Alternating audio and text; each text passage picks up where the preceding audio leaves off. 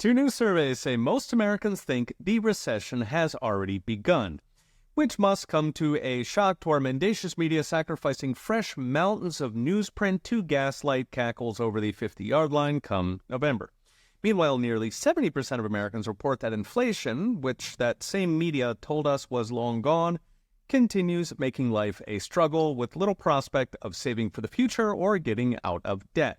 The numbers come from two surveys by left-wing Guardian Harris Polling and another from Payment Network, a firm who sampled 2,000 Americans. Nearly 60% said we're already in recession, and on average, they say it started 15 months ago. Keep in mind, the last global recession in 2008, they didn't announce the recession until fully 1 year after it began. The previous two recessions in 2001 and 1991 both waited 8 to 9 months before admitting the obvious. In other words, the people always see the recession before it's officially announced, raising the question, are they hiding it or are they just stupid? Indeed, the numbers are now saying that winter is already here. Yesterday, I talked about the jobs collapse. I've mentioned in recent videos the dismal numbers on consumer confidence and business confidence, especially small business, which just hit an 11-year low in confidence with nearly half of small businesses unable to make rent. 80% of Americans now see McDonald's as a luxury. Millions are buying groceries on credit cards, and the number of young Americans living at home just hit the highest rate since the 1940s. Manufacturing, finally, just turned in recession-level numbers. Throw in after-inflation wages that are down 5% since the pandemic, along with exploding debt costs between $300,000 starting homes, 7% mortgages, and 24% credit card bills.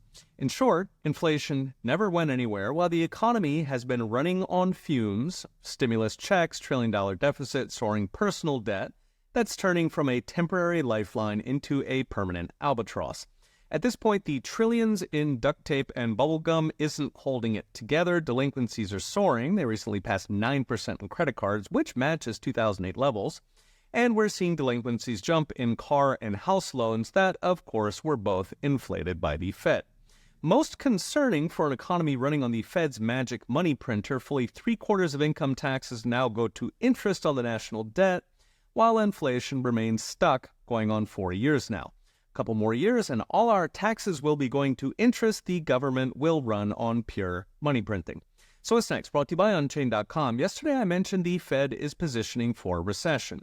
All of the dire economic data we're seeing now, the jobs, delinquencies, the $35 trillion debt, all of those will get much worse when the recession hits in full.